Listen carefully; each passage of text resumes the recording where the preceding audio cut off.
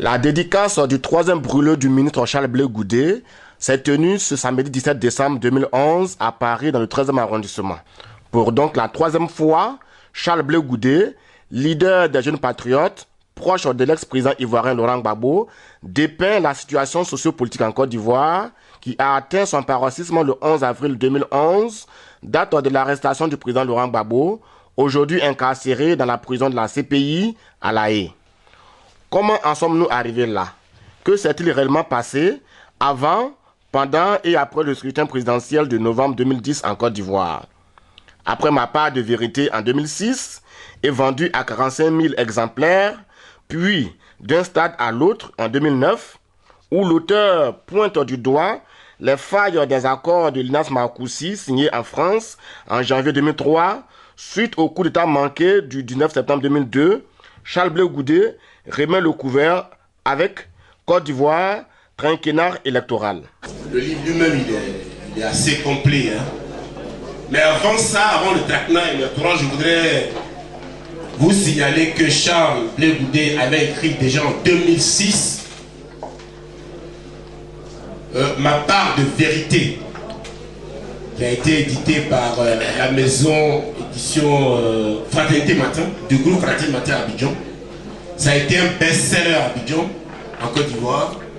En Côte d'Ivoire, j'ai demandé pour la petite histoire, pour être best-seller, il faut avoir vendu 6 000 exemplaires. Charles Blé Goudé en a vendu 46 000 exemplaires.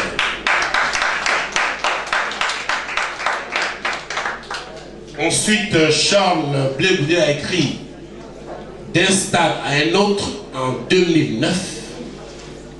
Il a écrit ce livre pour dire aux Ivoiriens, aux Africains, au monde entier que d'un stade de rugby assez musclé, ici à Marcoussis, à un stade de Boaké de football qui est lui un jeu collectif un peu plus élégant, il a écrit pour dénoncer les accords de ce qu'on appelait les accords de Linas Marcoussis. Celui-là aussi a été un best-seller. On en a vendu 26 000 exemplaires. Au jour d'aujourd'hui, Charles Blé Goudé sort Côte d'Ivoire, trinquennat électoral. Mais avant de parler du livre, je voudrais simplement dire que Charles Blé Goudé est un jeune homme que vous connaissez, que chacun de nous a peut-être pu rencontrer physiquement, à travers les journaux, les médias.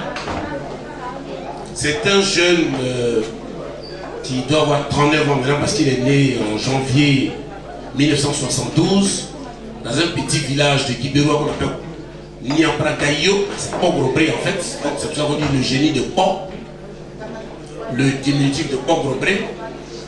Il est en ce moment, il est là où il doit être parce que la Côte d'Ivoire n'est plus une surface pour lui où il doit vivre.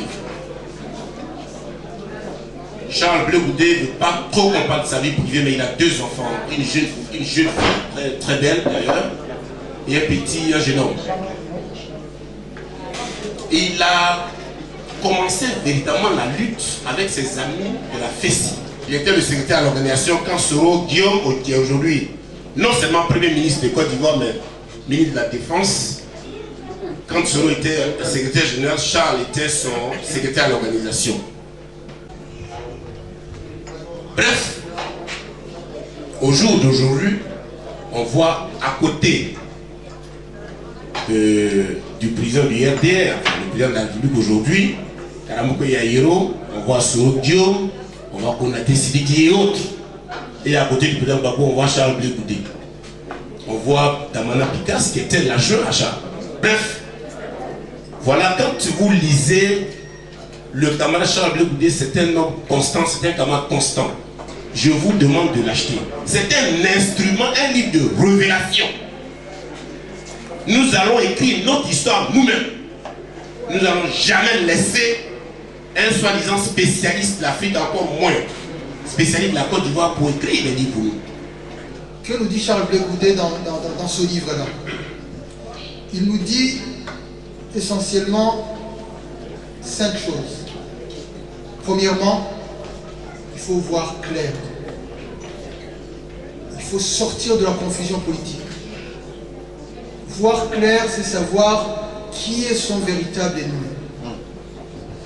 Ne pas se tromper d'ennemi, ne pas être naïf. Tout combat politique doit être basé sur la lucidité politique et une conscience politique claire. Il faut sortir de la confusion politique. Deuxièmement, dans ce livre, Charles Blé Goudé nous dit la mémoire. On ne peut pas mener un combat politique si on n'a pas de mémoire. Un peuple qui n'a pas de mémoire est un peuple qui n'a pas d'avenir. La mémoire est fondamentale. On doit savoir d'où l'on vient. On doit savoir d'où l'on vient. Ce que vit la Côte d'Ivoire aujourd'hui, c'est ce qu'elle a vécu déjà à l'époque coloniale. La première pacification, ceux qui connaissent l'histoire, elle a eu lieu. On a massacré nos ancêtres. Il y a eu aussi une deuxième pacification. Aujourd'hui, on vit en fait une sorte de troisième pacification. La mémoire elle est fondamentale. Mais cette mémoire doit inclure aussi toutes les autres luttes du monde. Quand on connaît ce qui s'est passé au Congo, on fera mieux face à l'ennemi aujourd'hui en Côte d'Ivoire. On doit avoir une mémoire aussi ouverte. Troisième chose, le combat se gagne par la mobilisation et la ténacité. La mobilisation, c'est chaque fois, comme le disait Patrice, c'est inclure, aller vers les gens, convaincre, former les gens, discuter. Le débat, la politique c'est le débat, la politique c'est la formation, la politique c'est l'humilité, savoir qu'on ne sait pas tout, savoir qu'on doit apprendre. La mobilisation, parce que un peuple mobilisé est un peuple invincible. 2004, Charles Blé Goudé a fait échec au coup d'État par la mobilisation. C'est la mobilisation qui a permis que ce coup d'État-là n'ait pas lieu. Les mains nues mobilisées ont empêché les chars d'achever le coup d'État de 2002. La ténacité. La lutte est toujours longue. Il n'y a pas de combat facile. Le combat pour la liberté est un combat âpre, dur. Mao Tse-tung disait que la révolution n'est pas un dîner de gala. Le combat pour la démocratie non plus n'est pas un dîner de gala. C'est un combat difficile. C'est un combat difficile, c'est un combat qui demande du sacrifice. C'est un sacerdoce. C'est un sacrifice, c'est un sacerdoce. L'unité. L'unité est fondamentale. Et l'unité est un combat. Tout à l'heure, David a dit que nous avions l'obligation d'écrire nous-mêmes notre propre histoire. Effectivement, depuis le renversement du président Gbagbo, plusieurs journalistes européens se sont mis à écrire des ouvrages, etc. Ces ouvrages-là ont droit aux antennes des médias d'ici et d'autres pays européens, mais ceux écrits par des Africains, par des Ivoiriens sur la crise ivoirienne, ont difficilement accès aux antennes. La volonté est claire, c'est de promouvoir ces versions de l'histoire ivoirienne plutôt que les nôtres. Donc aujourd'hui, notre devoir est de faire connaître le livre de Charles Blé Goudé, de le diffuser le plus largement possible afin que sa pensée pénètre le maximum de foyers.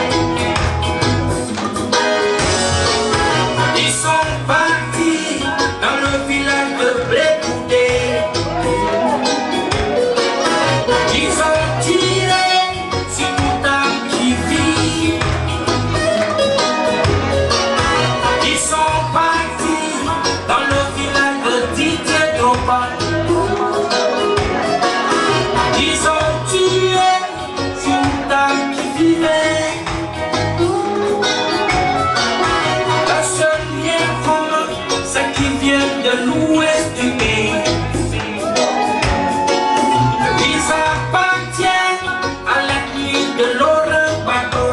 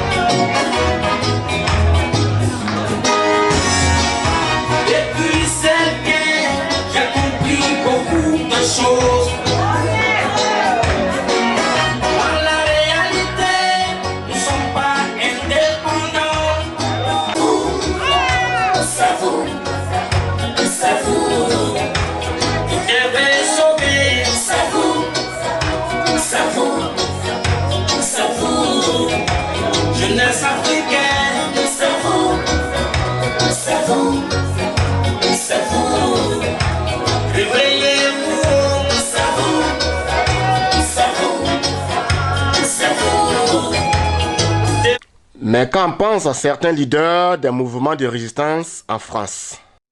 Le titre seulement est révélateur.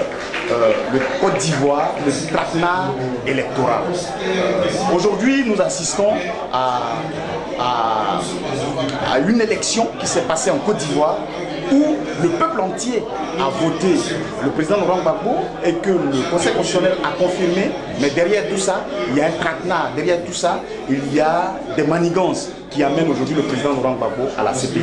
Donc je pense que ce livre va nous éclairer, va éclairer tous ceux qui sont dans le doute, parce que je pense que Charles Blé Goudé était au cœur du système électoral, je dirais, du système de préélection, de l'élection et d'après-élection. Donc il est bien placé pour expliquer ce qui s'est réellement passé, pourquoi nous sommes arrivés à là, pourquoi est-ce que aujourd'hui la Côte d'Ivoire est prise en otage par des forces étrangères et qui nous ont imposé un président que le peuple n'a pas élu.